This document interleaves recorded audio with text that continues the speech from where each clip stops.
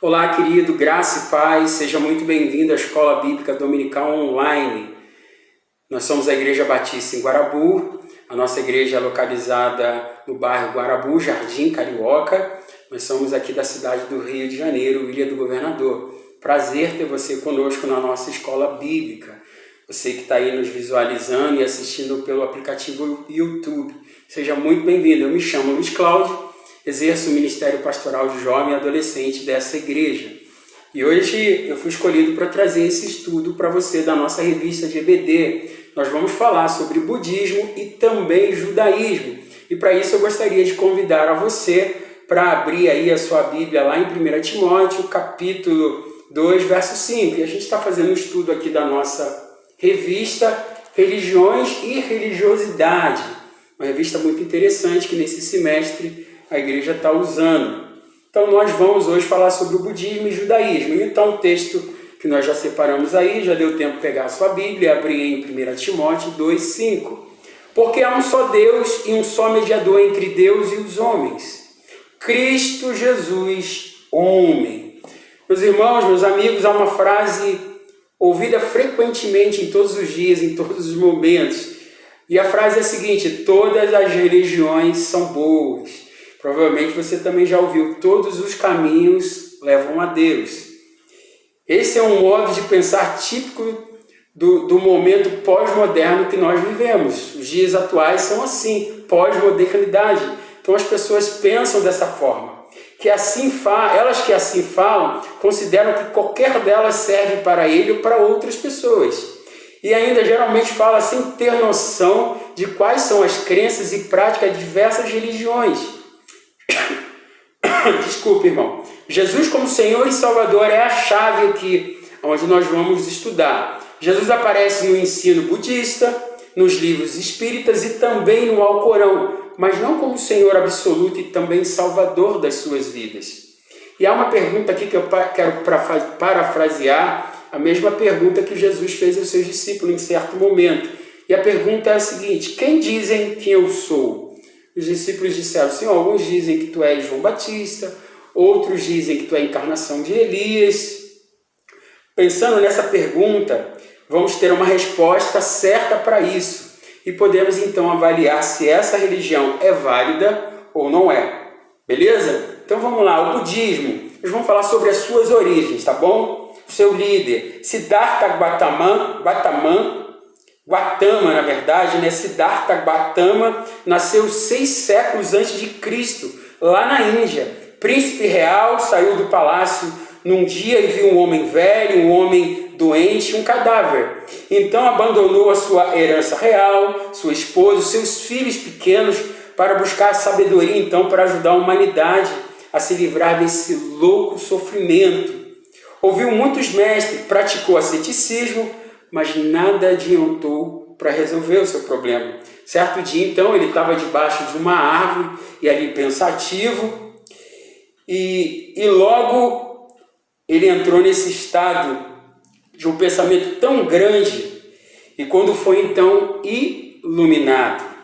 O termo Buda significa simplesmente iluminado. Toda vez que você ouvir a palavra Buda, ela vem com uma tradução que significa iluminado. E logo depois dessa iluminação dele, desse momento muito espetacular dele, ele saiu então para fazer discípulos sobre meditação, sobre aquilo que ele acredita.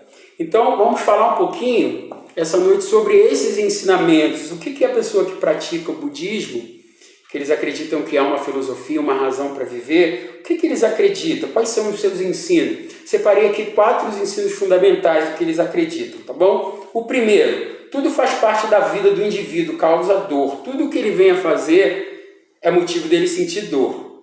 O nascer, o viver e o morrer.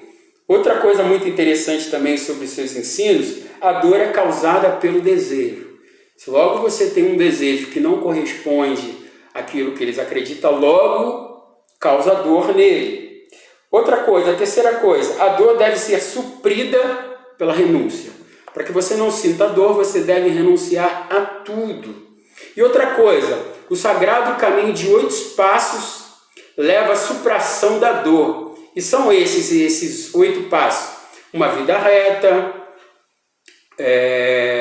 vontade reta, linguagem reta, conduta reta, meios retos de existência, esforços reto desvelo e concentração reta, totalmente, meditação o tempo todo.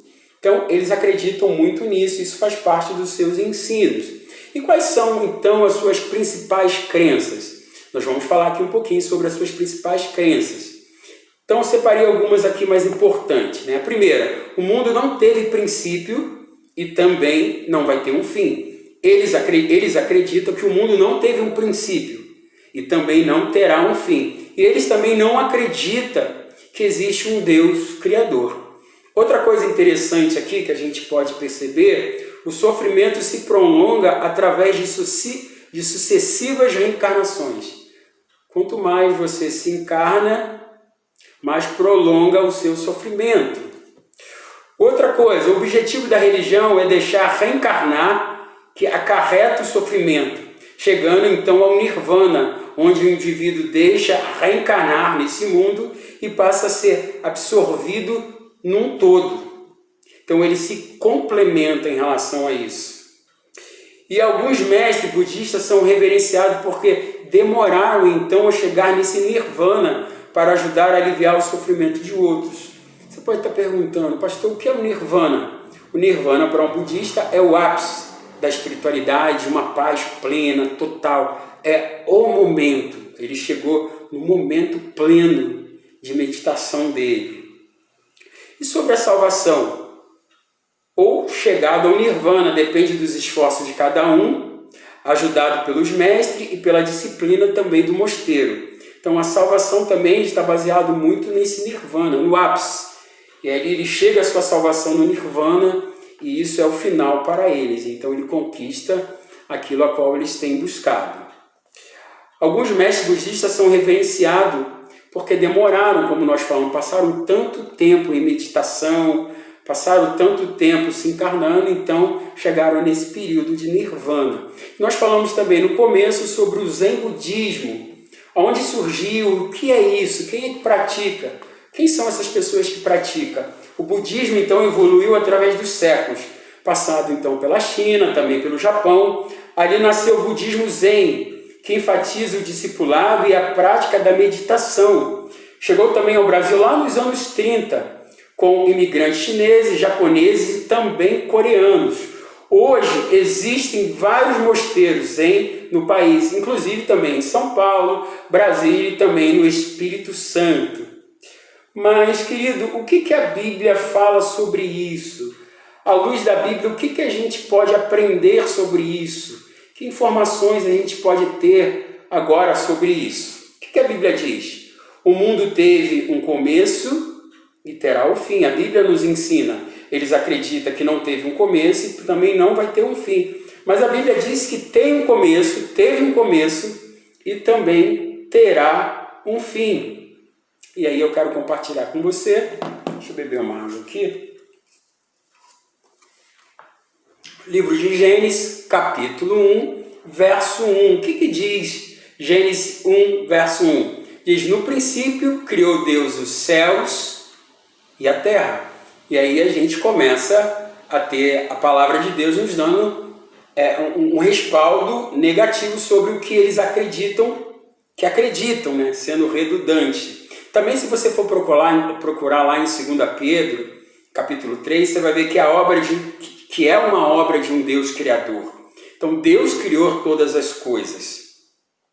Então, vamos continuar aí.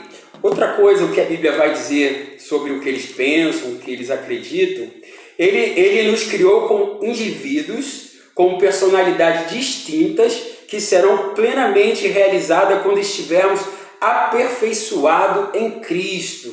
Está lá em 1 João, capítulo 3, verso 2, que diz o seguinte, amados, agora somos filhos de Deus e ainda não se manifestou o que havemos de ser, mas sabemos que quando Ele se manifestar, seremos semelhante a Ele, pois veremos como Ele é. 1 João, capítulo 3, verso 2.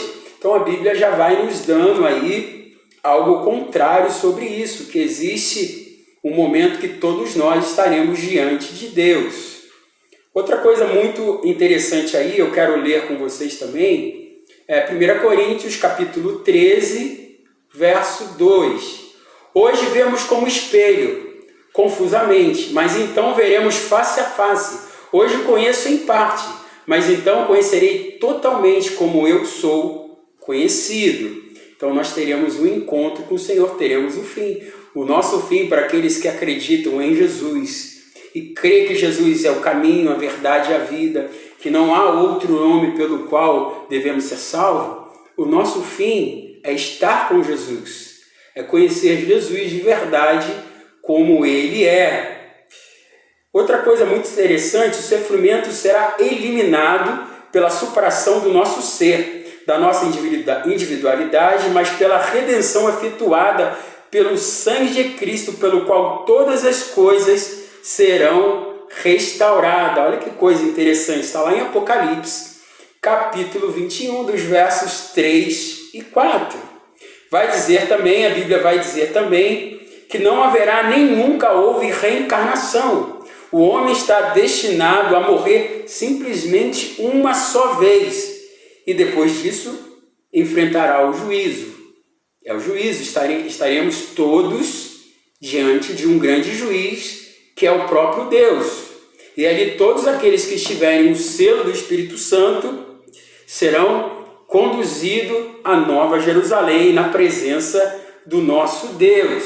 Isso se encontra lá em Hebreus capítulo 9, verso 27.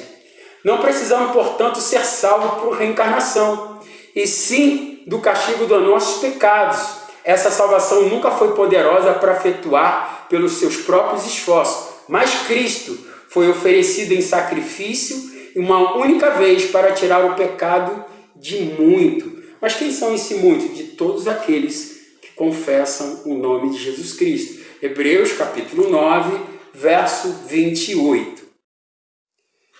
Vamos agora estudar um pouquinho sobre o judaísmo, sobre o povo judeu. Deus escolheu a nação de Israel para ser uma bênção ao resto do mundo. Gênesis capítulo 12, verso 13. Verso 3. E também encontra-se lá no livro de Êxodo, capítulo 19, versos 5 e 6. As grandes revelações de Deus vieram por meio deles, os judeus, como está lá em Romanos, capítulo 9, os versos 4 e 5. O Antigo Testamento e quase todo o Novo Testamento foi escrito por judeus. O próprio Senhor Jesus e seus apóstolos eram judeus. O Evangelho, as boas novas, a justificação pela fé, seria o primeiro para o judeu e depois para os gregos. Também consta isso lá no livro de Romanos, capítulo 1, verso 16. Os primeiros a divulgar o Evangelho eram judeus, irmãos. Por que então o judaísmo moderno difere do cristianismo? É isso que a gente vai ver agora. Qual é a diferença do judaísmo para esse judaísmo de hoje? Vamos lá, as suas origens. O judaísmo nasceu com a chamada de Abraão, mas o judaísmo como hoje conhecemos realmente começou lá no exílio, lá na Babilônia, chegando à plena existência depois da destruição do templo de Jerusalém. O culto do judeu passou a se concentrar-se então nas sinagogas, sem o sacrifício, que só podiam ser oferecidos legitimamente lá no templo. Os cultos passaram a focalizar os estudos, a explicação da Torá, os ensinos que os judeus ortodoxos consideravam ser os primeiros 5 livros da Bíblia. Nós chamamos eles de Pentateuco. E os seus ensinos? Quais são os seus principais ensinos? O homem tem a si mesmo a possibilidade de escolher o bem e de evitar o mal. Se pecar, ele pode ser perdoado quando se arrepender. Um famoso rabino judaico disse, em certo momento, abra aí aspas para isso, o homem não perdeu nada quando desobedeceu no Éden. Quem não tenha recuperado quando recebeu a lei lá no Monte Sinai. Está lá em Romanos, capítulo 10, você pode aí procurar na sua Bíblia, dos versos de 1 a 4. Deus é um para o judeu, Deus é apenas um. A trindade fortemente é negada pelos judeus. Dizem que Deus não tem filhos, por isso Jesus afirma que é o Filho de Deus, foi considerado blasfêmia. Lá em João, capítulo 5, versos 17 e 18, vai dizer o seguinte, disse-lhe Jesus, Meu pai continua trabalhando até hoje e eu também estou trabalhando. Por essa razão, os judeus mais ainda queriam matá-lo, pois não somente estava violando o sábado, mas também estava dizendo que Deus era o seu próprio pai, igualando-se ao próprio Deus. Aquilo então foi um escândalo para judeu, como um homem pecador que vive entre cada um de nós, somos pecadores também, um Deus santo pode encarnar em um pecador. Por isso que o judeu tem problemas de acreditar em Jesus até hoje. Mas o próprio Jesus veio para os seus, como a Bíblia diz, e os seus não receberam. Deus nos deu então a possibilidade de termos. Nós fomos enxertados na videira. Jesus não pode ser o Messias, segundo os judeus, o ungido de Deus, porque morreu numa cruz. Como é que pode o ungido de Deus morrer numa cruz? E qualquer um que for pendurado no madeiro está debaixo da maldição de Deus. O judeu ia lá, comparava lá na Torá, lá em Deuteronômio, vai dizer que capítulo 21, verso 23, qualquer um que fosse morto no madeiro, ele era amaldiçoado por Deus, então não podia ser o Messias. E aí lá em 1 Coríntios, capítulo 1, verso 23, por isso Cristo foi crucificado. E é escândalo para os judeus. Então, eles se escandalizaram, simplesmente porque Deus se manifestou, deu a sua vida em troca deles. Vamos falar um pouquinho agora também sobre a Bíblia judaica. É o nosso Antigo Testamento. A Bíblia deles é o nosso Antigo Testamento, dividido pelos judeus em 3 partes. A primeira parte é a lei. Os primeiros 5 livros são Pentateuco, é o que você tem aí na nossa Bíblia. Também é dividido entre os profetas anteriores, os livros de Josué, Juízes, 1 e 2 Samuel, 1 e 2 Reis. Os profetas posteriores são Isaías, Jeremias, Ezequias, e os livros dos 12, os quais chamamos eles de profetas menores. Outra coisa aqui que a gente vai aprender também na Bíblia judaica, os escritos, Salmo, Jó, Provérbio, Ruth, Cantares, Eclesiastes, Lamentações, Esther, Daniel, Esdra, Neemias e também Crônica. Desses 3 grupos, a autoridade maior se atribui ao primeiro. A Bíblia judaica é constituída dos mesmos livros aceitos no nosso Antigo Testamento, entre os quais não estão incluídos o chamado livro apócrifos, que os evangelhos também não aceitam como inspirado. Nós não acreditamos no livro apócrifo, nós acreditamos como um livro histórico, importante para aprendermos a cultura, o que estava acontecendo naquele momento. Mas nós não acreditamos. Nós, servos de Jesus Cristo, a Igreja de Cristo, que temos uma aliança com Jesus, nós não acreditamos que esses livros foram inspirados pelo Espírito Santo de Deus.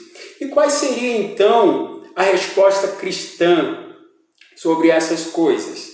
Então vamos lá, o Senhor Jesus, judeu, rei dos judeus, afirma: se vocês crescem em mim, creiam em mim. Melhor dizendo, se vocês crescem em Moisés, vocês também creriam em mim, pois ele escreveu a meu respeito. Você vai encontrar isso lá em João, capítulo 5, verso 46. Ele ensinou os seus discípulos, e começando por Moisés e todos os profetas, explicou o que constava a respeito dele em todas as Escrituras. Lucas, capítulo 24, verso 27. O apóstolo Paulo, circuncidado no 8º dia de vida, pertencente ao povo de Israel, da tribo de Benjamim, verdadeiro hebreu, quanto à lei, fariseu, quanto ao zelo, perseguidor da igreja, quanto à justiça que há na lei, irrepreensível. Filipenses vai nos ensinar, capítulo 5, versos 5 e 6, vai nos ensinar sobre isso. Também responde e refuta os ensinos dos seus patriarcas. Os demais apóstolos ensinavam que Jesus é o Cristo, o Filho de Deus, baseado nas Escrituras do Antigo Testamento. E eles se basearam nos sinais que se registram lá existem no Evangelho de João, todos prediletos também no Antigo Testamento. João capítulo 20, verso 30. O Filho de Deus realmente nasceu como homem. Também você vai ler lá em João capítulo 1, verso 4. Veja que você vai perceber que é uma declaração apostólica lá em 1 João capítulo 4, verso 13. Você vai ver uma afirmação apostólica aí sobre esses sinais também aí no Novo Testamento. E vai dizer também, Jesus é Deus. João capítulo 1, verso 1. Também você vai encontrar lá no Evangelho de João, capítulo 8, verso 58. Somos salvos do pecado e, portanto, da morte eterna, só pela morte dele na cruz. A gente vai poder aí pegar um respaldo bíblico. Deixa eu separar aqui para a gente ler juntos a respeito disso aí. Vou abrir aqui minha Bíblia, lá em Marcos, capítulo 10. Acompanha comigo aí. Marcos, vamos lá. Marcos, capítulo 10. Estou abrindo aqui a minha Bíblia para lermos junto, enquanto você vai abrindo aí. Verso 45. Deixa eu encontrar aqui o verso 45. Diz o seguinte: pois o próprio Filho do Homem não veio para ser servido, mas veio para servir e dar a sua vida em resgate de muitos. Então a gente aprende aí também nessa questão lá no Velho Testamento, no livro de Isaías. Acompanha comigo aí o livro de Isaías, capítulo 53. Deixa eu voltar um pouquinho aqui. O livro de Isaías, capítulo 53, do verso 4 ao 11. Somos salvos do pecado e, portanto, da morte eterna, só pela morte dele na cruz. Isaías 53, do verso 4 a 11, diz o seguinte: certamente ele tomou sobre si as nossas enfermidades, e as nossas dores levou sobre si, e nos reputávamos por aflito, ferido de Deus e oprimido. Mas ele foi transpassado pelas nossas transgressões e moído pelas nossas iniquidades. O castigo que nos traz a paz estava sobre ele, e pelas suas pisaduras nós fomos sarados. Verso 6. Todos nós andávamos desgarrados como ovelhas, cada um se desviava no seu caminho, mas o Senhor fez cair sobre ele a iniquidade de todos nós. Ele foi oprimido, humilhado, mas nada abriu a sua boca.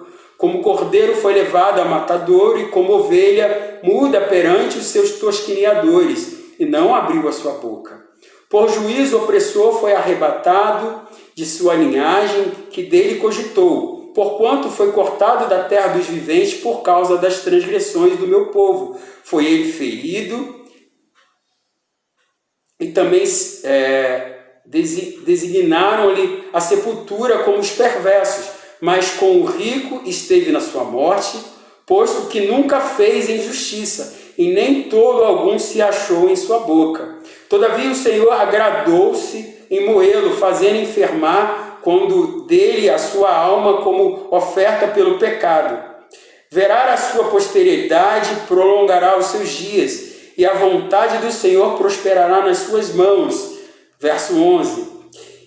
Ele verá o fruto do penoso trabalho da sua alma e ficará satisfeito. O meu servo, o justo, com o seu conhecimento justificará muitos, porque as iniquidades dele levará sobre ele. Isaías 53, dos versos 4 a 11.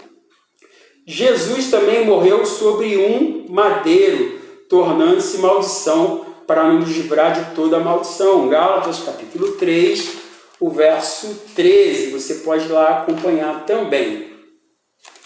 Jesus é de fato, irmão, o Messias prometido. As provas estão lá em Mateus capítulo 11, dos versos 3 a 6, e Lucas capítulo 4, verso 17. Acompanha comigo aí, Evangelho de Mateus. Abra aí a sua Bíblia lá no livro de Mateus. Capítulo 11, irmão. Vamos voltar aqui um pouquinho. Capítulo 11 do Evangelho de Mateus, versículo 3 a 6. Diz o seguinte, irmão. És tu aquele que estava para vir, o que havemos de esperar, ou devemos esperar a outro? E Jesus respondendo disse-lhe: Ide, anunciai a João o que estáis ouvindo e vendo. E os cegos vêm, os coxos andam, os leprosos são purificados, os surdos ouvem, os mortos são ressuscitados, e aos pobres está sendo pregado o Evangelho. Verso 6. E bem-aventurado é aquele que não achar em mim motivo de tropeço. Leia comigo também aí, Lucas, Mateus, Marcos, Lucas, capítulo 4, verso 17 a 21. Acompanha comigo, Lucas, capítulo 4, do versos 17 a 21. Então lhe deram o livro do profeta Isaías, e abrindo o livro, achou o lugar onde estava escrito: O Espírito do Senhor está sobre mim, pelo que me ungiu para evangelizar os pobres, enviou para proclamar libertação aos cativos e restauração da vista ao cego, para pôr em liberdade os oprimidos e apregoar o ano aceitável do Senhor. Tendo fechado o livro, devolveu ao assistente, assentou-se na sinagoga e tinha os olhos fitos neles. Olha que interessante, verso 21. Então passou Jesus a dizer: Hoje se cumpriu a escritura que acabaram de ouvir. Então, irmão, a Bíblia vai nos dar resposta sobre isso, sobre Jesus de fato é o Messias. Jesus também é o profeta predileto por Moisés, a quem Deus ordena que viemos ouvir. Procura comigo aí em Deuteronômio. Vamos lá atrás, usar aí o Pentateuco. Vamos procurar junto aí. Deuteronômio, capítulo 18. Abra aí a sua Bíblia comigo. Versos 18 e 19. Jesus também é profeta, que foi falado também por Moisés. Capítulo 18. Versos 19 e também 20. Diz o seguinte: suscitar-lhes um profeta no meio de seus irmãos, semelhante a ti, em cuja boca porei as minhas palavras, e eles lhe falará tudo o que ele tem ordenado. De todo aquele que não ouvir as minhas palavras, que ele falar em meu nome, disso lhe pedirei contas. Lá no Velho Testamento, Moisés já vai falando sobre Jesus e também como profeta. Então vamos tirar aqui uma conclusão sobre o que a gente está estudando aí, irmão, sobre o judaísmo. As duas religiões, budismo e judaísmo, avaliada pelos padrões da palavra de Deus, deixam a desejar, irmãos. Nunca satisfarão os desejos mais profundos dos seus adeptos. Eles jamais preencherão o coração do homem. O homem por si próprio tem um vazio tão grande dentro de si, que só pode ser preenchido por Jesus. Por isso, jamais vai ser completado na vida dessas pessoas e dos seus adeptos. Diante disso, sugerimos algumas práticas, irmãos. Primeiro, cada cristão tem que ser um discípulo de verdade, conhecendo o seu Senhor e também os seus ensinos, como diz lá em Efésios capítulo 4, verso 11, também João capítulo 17, verso 17. Só podemos examinar tudo retendo o que é bom à luz da palavra, que é a verdade. E Jesus é o caminho, a verdade e a vida. E também, irmão, pela orientação do Espírito Santo, que é o Espírito de Deus, o Espírito da verdade. Ao conversar com alguns amigos de outras religiões, tratemos com respeito e mansidão, enfatizando os valores positivos de Cristo. E mais importante, ganhar uma alma do que ganhar um argumento, irmão. É muito mais importante ganhar uma alma, levar ao conhecimento uma alma da pessoa de Jesus Cristo do que ganhar um argumento, ganhar um bate-papo. Nós fomos chamados para isso. Nós fomos chamados para falar de Jesus, proclamar a Jesus. E quem convence as pessoas, irmão, é o Espírito Santo. Nosso dever é compartilhar a Cristo. Outra coisa aí que a gente pode concluir aí entre nós cristãos, testemunhar para qualquer pessoa. É uma batalha espiritual. Portanto, oremos pelos nossos amigos de outras religiões, para que o restante dos homens busque ao Senhor e todos os gentios sobre os quais tem sido invocado o nome, diz o Senhor, que faz essas coisas conhecidas desde os tempos antigos. Você encontra isso lá em Atos, capítulo 15, versos 17 e 18. Em Israel, antigamente, invocar o nome sobre uma pessoa era uma maneira de tornar-se proprietário legal. Vamos invocar o nome de Jesus sobre os nossos amigos, irmãos budistas, israelitas, para que se torne possessão dele. E façamos isso do mesmo jeito que Paulo orava pelos seus patrícios, embora fossem os seus piores perseguidores. Lá em Romanos, capítulo 10, verso 11, Paulo ora pelos seus patrícios. E os seus patrícios foram verdadeiramente os seus perseguidores. Paulo passa de ser perseguidor e passa a ser perseguido pelo seu próprio povo. Meu querido, chegamos ao final aqui. O desejo do meu coração que o estudo de hoje, que nós estudamos sobre budismo e judaísmo, traga conhecimento do que pessoas acreditam e você compare à luz da palavra de Deus e você vai perceber que a única coisa que complementa o coração do ser humano é a palavra de Deus. A Bíblia é a palavra de Deus. A Bíblia não contém a palavra de Deus. A Bíblia é a palavra de Deus. E ela é alimento para você e para mim e para todos nós.